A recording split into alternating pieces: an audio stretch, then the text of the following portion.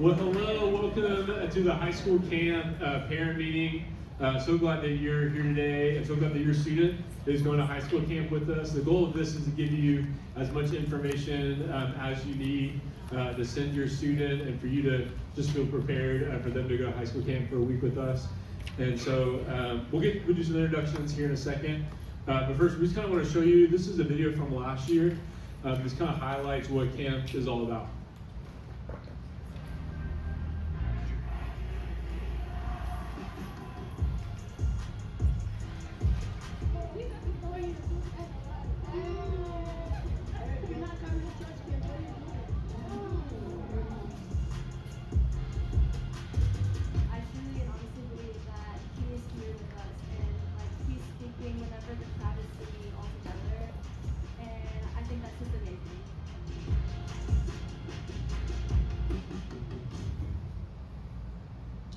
Awesome.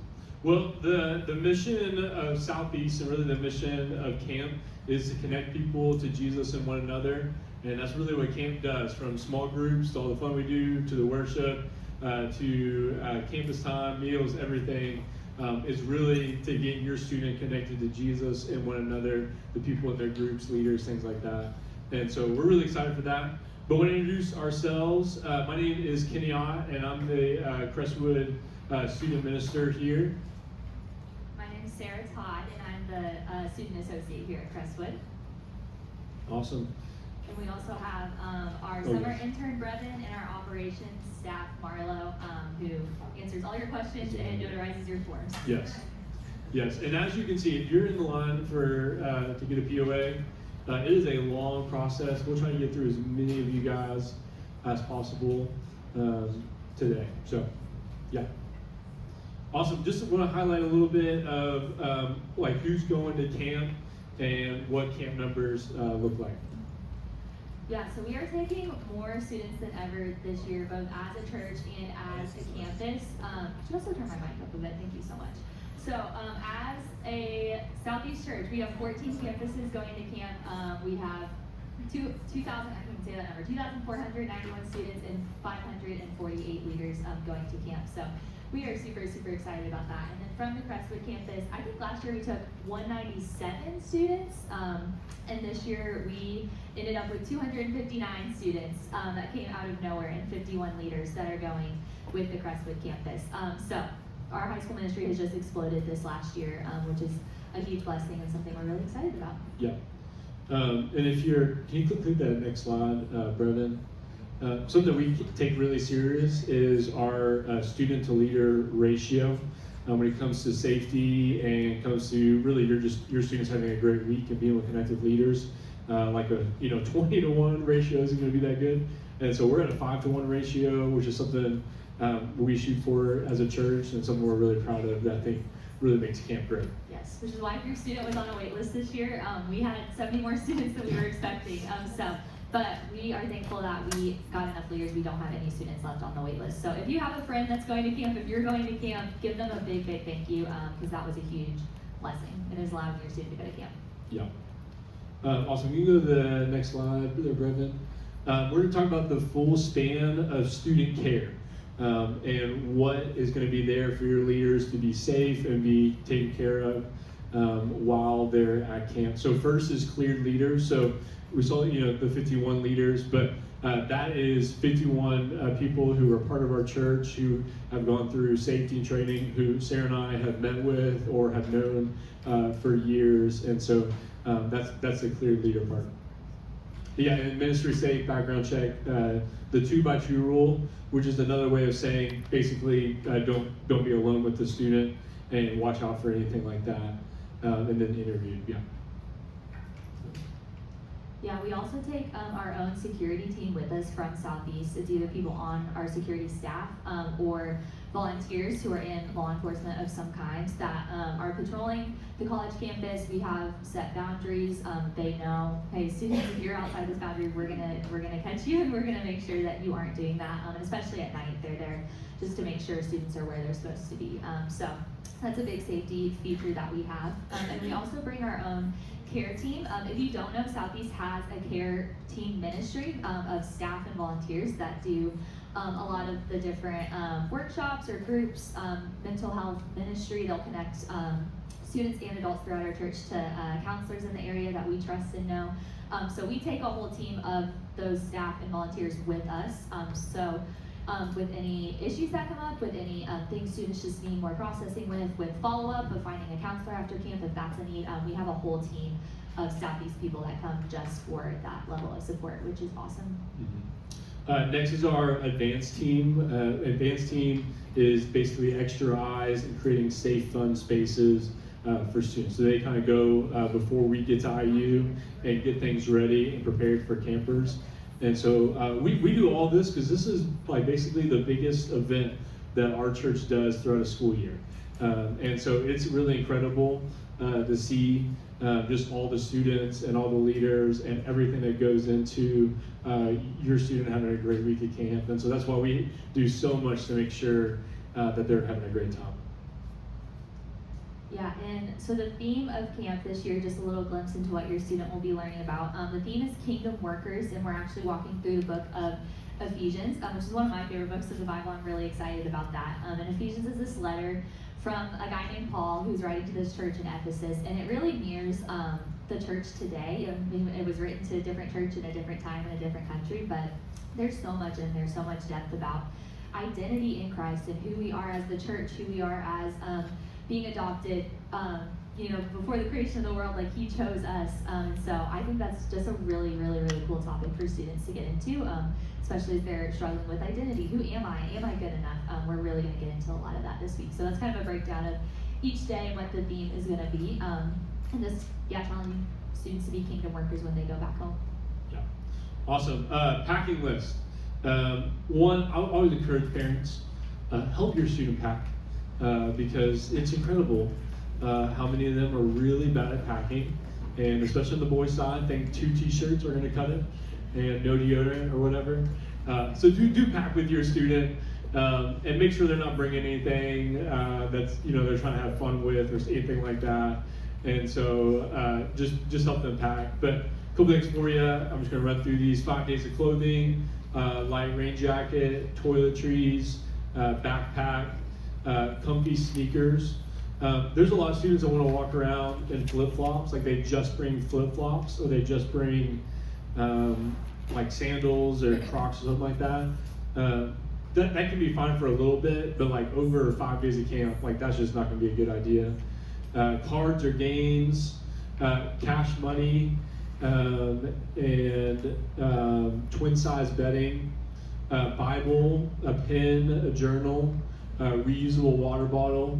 I would encourage you to write their name on that, along with anything else, like a backpack, anything that they're like carrying around that's not just going to stay in the dorm, like clothing.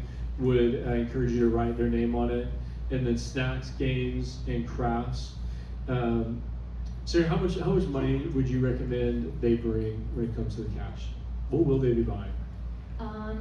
The main things to buy are, there's a snack shack with $1 snacks. I think that's really the only thing you can use cash for, because even the store with the t-shirts and stuff, I think they're been cashless the last few years. So cash-wise, your student does not need $100 bills. They're gonna lose it, we're gonna find it, we're gonna buy ourselves a treat with it. Like, they do not need to bring $100 bill. Every year there's a kid that's like, I lost $100. And I'm like, did you put your name on it? And no, there really is no way to get that stuff back. And so I think because of like FOMO feelings of like, I better bring so much. And I thought it was just Snack Shack too. So, $10, something like that would be quite fun. Yeah, even keep in mind too, things like AirPods and like expensive technology. We find those every year without fail. So, especially if your student's a little more on the forgetful side, or if they're just a teenager, which is all of them, would recommend not bringing super expensive things. Yeah. Just a quick note, our dorms are 4 stories tall and don't have an elevator, so pack accordingly. Again, that's why I encourage you to pack with them.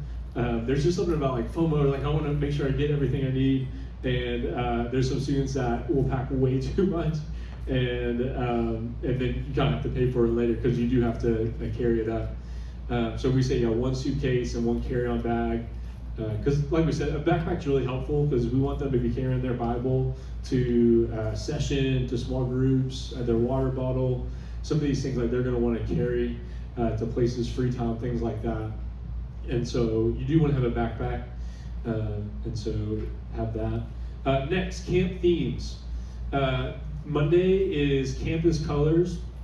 Tuesday is Western theme. Neon is Wednesday. Christmas in July is on Thursday, and Independence Day is on Friday. I've never called it Independence Day. I always call it July 4th, but we're calling it Independence Day. And so those are the camp themes, and so great ways to connect with your students, other people in their small group. Some of our leaders are going all out on it. We have something planned, and so you go ahead and pack some of those things and purchase those. And so what's our campus color? Is it? Blue. Blue, okay, I thought so. He's colorblind, he doesn't know. It's true, it's true. And so, have that packed, and just great ways to have some fun at camp. Yeah, absolutely. And students, you will not look weird. Like, there will be people dressed weirder than you. Like, Yes, have fun, me. bring something. You can go as big or as small as you want with that. Yeah. So next up is departure. And definitely pay attention to this, because even if you've been to a camp in the past, it is different this year. We've actually been working with the kids team. So if you have a 3rd through 5th grader heading to camp today, we work to make all of our kids through high school camps the same exact departure system, so that you don't have to learn a different thing every time if you have multiple ages of students going to camp. So some important things to remember. Doors are going to open at 11:30 for girls and 12:30 for boys. So we're going to do 2 waves to cut down on the time. If you have a boy and a girl coming to camp, come in that first wave, because we don't want that girl to get left behind. But if you have a boy, just come to wave 2. It'll make things easier on everyone. Biggest change this year is you want to enter through door 2. So that is a door towards the Dollar General. We'll have signs, we'll have people there to let you know, but don't come in the front doors. You're going to be confused, we're going to be confused. You're actually going to start down at door 2 and make your way down through the student room, check in here, through the cafe, and drop luggage in the atrium. So don't come in the front doors, you're going to be starting at the end, and it'll just make it harder on yourself. So enter through door 2. We are going to have Chick-fil-A sandwiches that we're providing when they load the bus. I say that because specifically for boys, they're going to be loading the bus at 2 p.m. So would probably feed them ahead of time. Again, they'll get that Chick-fil-A sandwich, some chips, some water, but don't want anyone to be starving while they're waiting, but want to give them a good hearty lunch or snack on the way there. We'll have gluten-free Chick-fil-A options available. If there's a peanut allergy, we might be following up with you this week just to see if we could provide something for your student, or they're welcome to bring their own lunch as well. But just make sure you have that correct arrival time. I also have, I think the next slide is, if you want to serve at departure, I know a lot of parents aren't able to serve at camp but still want to be involved. We would love to have you serve. It takes a village to make it happen, to get 300 people through this check-in.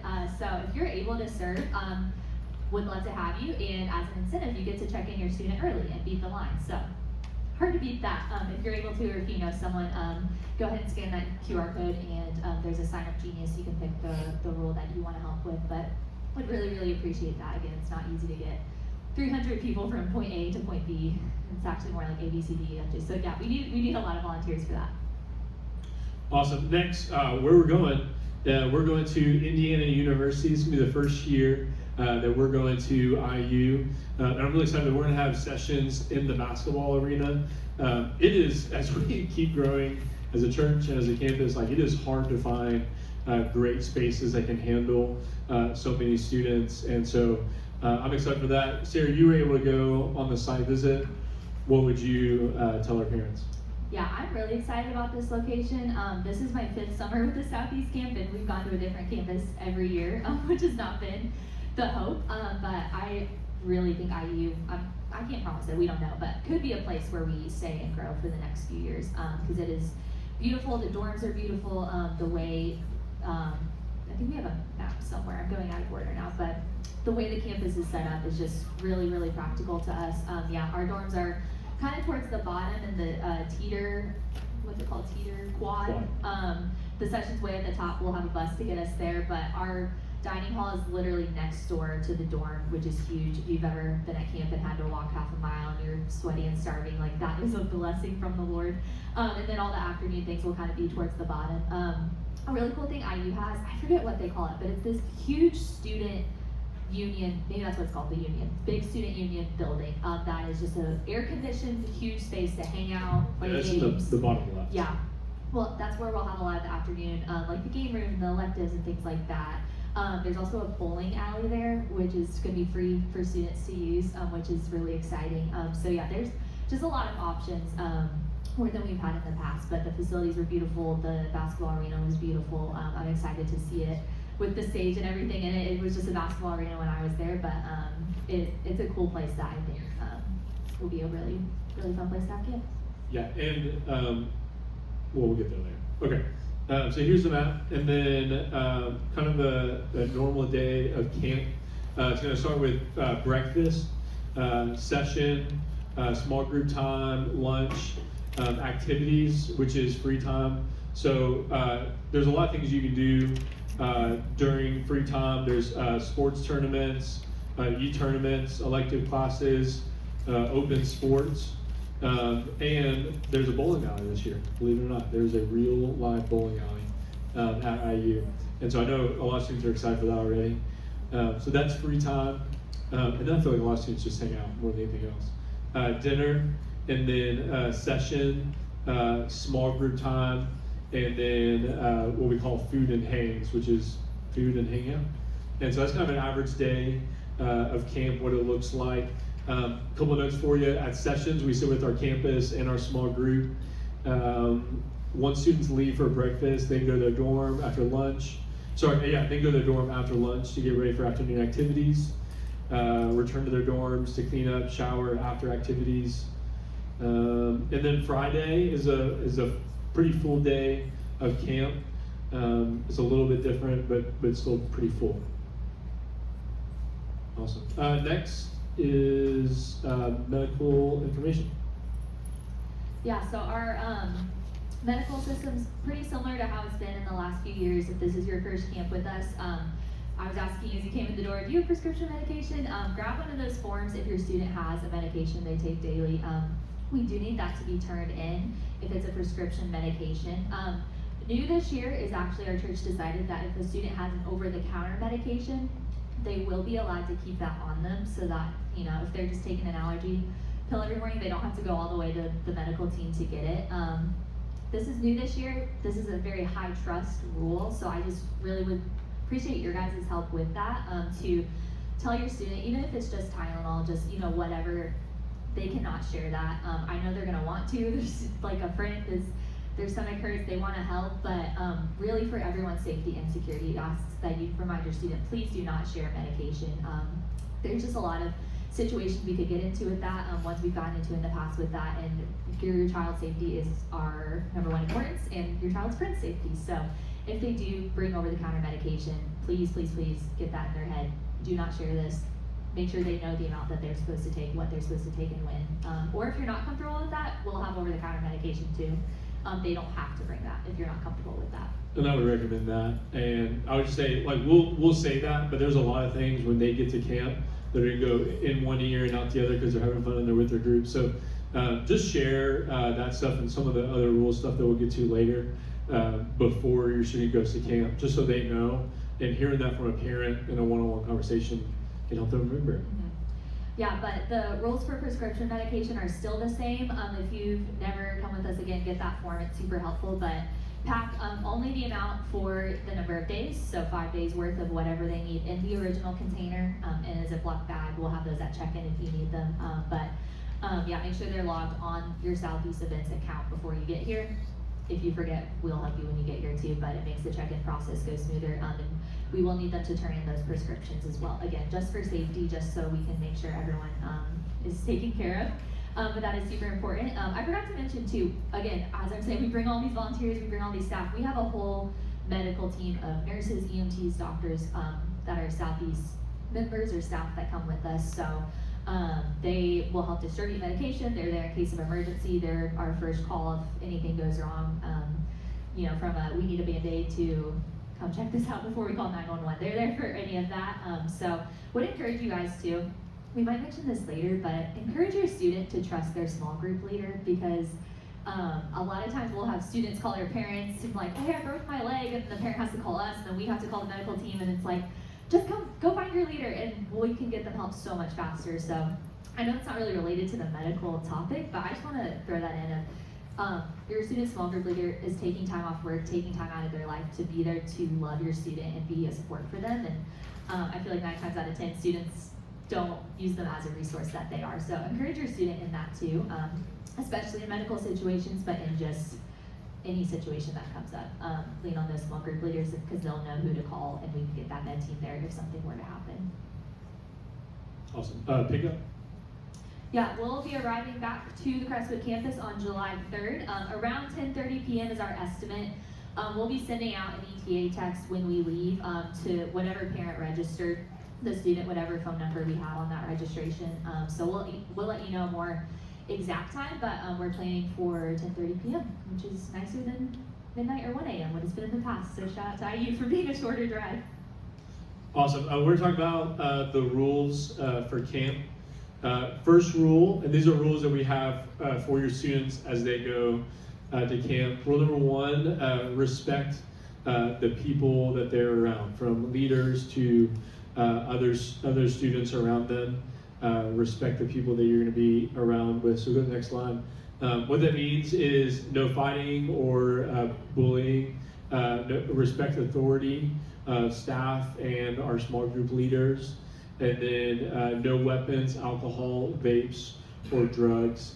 And so just another reason, like I would encourage you to pack with your student, right? Make sure they're not bringing anything that could get them sent home from camp.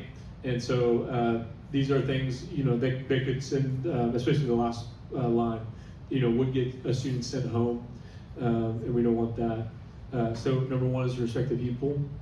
Number 2 is respect the place. Like, we're going to a college campus. There is all sorts of buildings and things, and we want bathrooms, things like that. So just make sure you're respecting the places and rooms that you're in. So no destroying property, and then take care of the room key and the room that you've been given, and no moving furniture. And I don't know if we talk about this later. We'll say this to students 1,000 times. There's no switching rooms. And so we do our very, very best. We're having 260 students going. And so we do our very best to get people in a room with the person they put down. Sometimes that's harder done than said than done. And so, for example, like if I put down Sarah as a roommate, well, we wouldn't have guys and girls, but just go with me. If I put Sarah down as a roommate, but then Sarah puts someone else, well, then I might not get put with Sarah, and it can be a whole thing. But I encourage you to, like, your student's probably right next door to a friend that they maybe, it was 3 people putting each other down, and so they'll be right next door. They can hang out with them until they go to bed. Like, so you're not going to miss out. But there's no switching rooms, because if we need to go find a student for an emergency at 2 a.m., like, I need to know where they are. And so that's a big deal. And we'll tell your students that like crazy, but just want you to know that as their parents as well. Rule number 3, respect the schedule. Be where the schedule says you should be.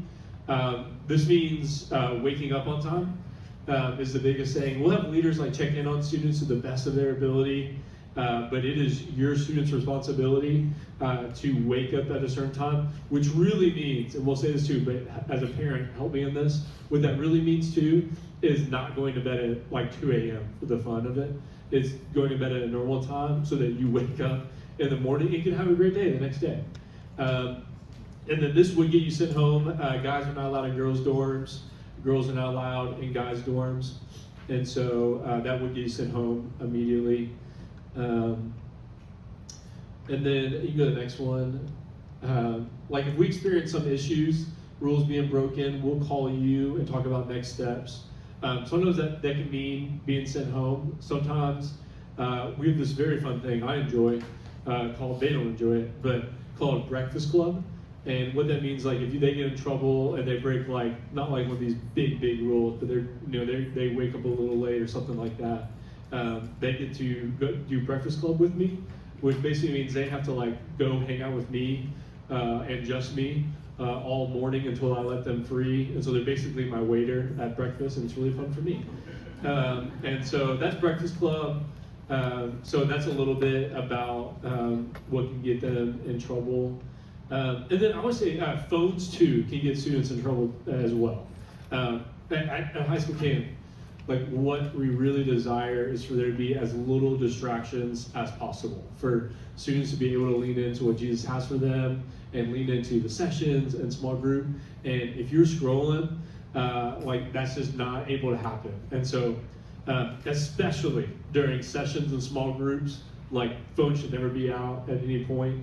And we'll tell students that, but I also want to tell you, like, if we see it, and we talk about it, they don't do it, we may take a phone, something like that, because we want students to lean into what the week has for them. So, yeah.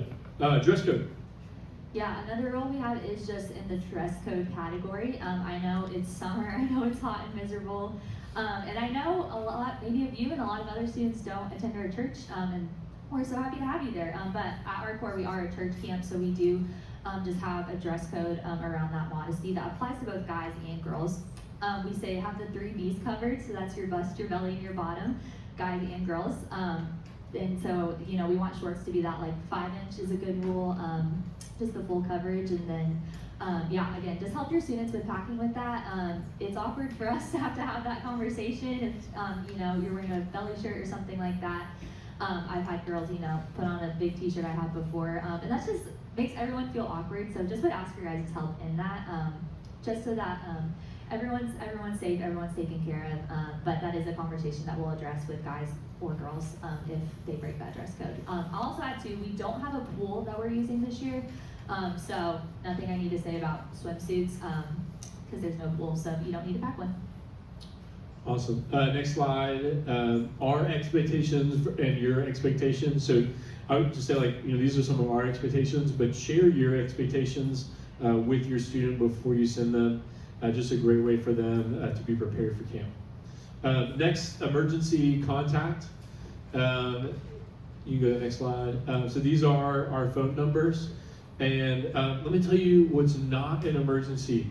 An emergency is not, I haven't heard from my student in a couple hours, are they doing okay? I will not answer that text, okay? We're dealing with so many people and so many students and leaders, and our phone and our text messages are valuable. And so if you could, like, just make sure it really is an emergency. No news is good news. Like, if we're not calling you and we're not texting you, then you can really assume that things are going really well. And so just know that. So if there happens to be an emergency, if there happens to be something going on back home, give us a text or a call, and we'll get to you when we can. And again, I've already said this, but if I get a call from a parent that's saying a student's having a problem with a friend, I'm going to say, well, did they talk to their small group leader about it? And if the answer is no, like, we're going to be kind of annoyed at that. Because again, like, they're there to help, they're there to support. They maybe know more of the situation than you do from home. It's so easy to get just a small piece of the situation and then freak out and be like, oh my gosh, my kid's, like, not safe. And it's like, well, that's actually not even what's happening. Yeah. So have your kid talk to their small group leader, talk to us. Like, we are there to support them, we are there to love them, like, we have their best interest in mind. So usually that would not count as an emergency, but obviously situations come up, feel free to call us, but please have them use the resources that are there. And really, in my experience, what helps a student is when a parent's like, hey, you got this, lean into this group, like, try to, connect during one of the meal times, things like that. Hey, it's okay that you're not rooming with that person, they're right next door. Like, a text like that can really change the perspective from you guys. While the other way, might hurt. So, yeah. Next is our summer schedule. I tell our students this all the time. HSM dashboard. So this is just a great place to get everything that is going on in our ministry. So you can scan that QR code. We update that all the time. Or you can text HSM to 733-733, or follow cw.students on Instagram is another great way. Those things are not camp related, but it's just Yeah. our ministry related. It Yes. will help camp continue after camp. Yeah, because I tell students this all the time. I'll tell you, like, I don't really care if your student has 5 great days with Jesus in a year for 365 days. I care that they are walking with Jesus and with other people in our ministry. And so that's our heartbeat. That it can't help that happen. But if this is the end of like our relationship with your student, then that can only be so impactful. And so we really desire to see your student get connected, and that's where we see a lot of the transformation, a lot of the goodness come when students are really involved with their small groups here at HSM. We meet throughout the school year. We meet, this is our summer schedule, but throughout the school year, we meet every Sunday night, 5:30, 7:30 in this room. And so we really want to see your students get connected. And these, you can probably grab one when you walked in, but there's summer schedules back there you can grab. Awesome. We just want to open it up for Q&A and see if there's any questions from you guys that we can help answer. And if you have like one-off questions about like your specific student, you can ask us afterward. But if you think it's a question that would benefit everyone, feel free to ask now. We can do our best.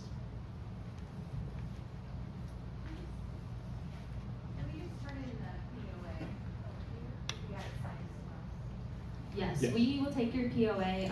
Make sure it has the stamp and the seal on it. That's been a rough thing, and every notary in Kentucky's mad at us because Kentucky does the stamp, Indiana does the seal. Since we're going out of state, like we're just covering all our bases. So if you have a form that has the stamp and the seal, we will take it. Yeah, just bring it up to us If you afterward. still need it notarized, yeah, Marlon can help you out. For packing, are they regular twin or twin XL? Ooh, that's a great question. They're usually twin XL. It's usually what college campuses are. I actually don't know the specific answer. We'll try to include that in a parent email. I would say plan. Well, it says twin. We'll email that out. Let me get it.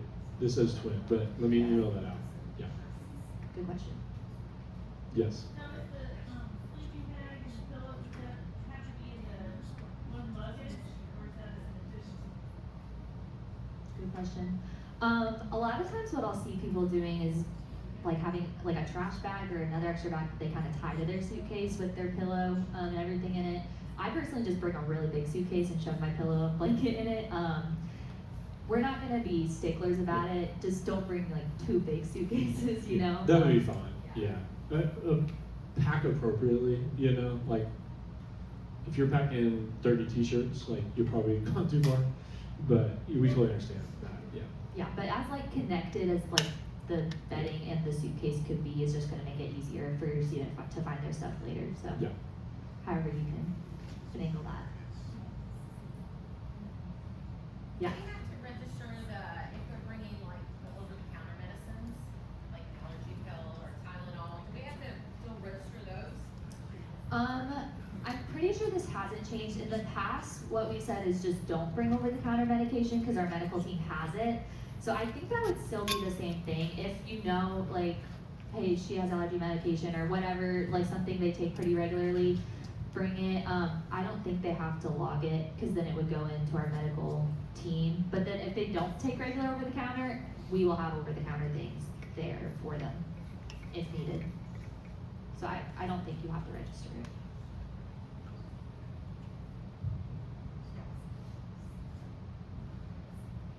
Anything else?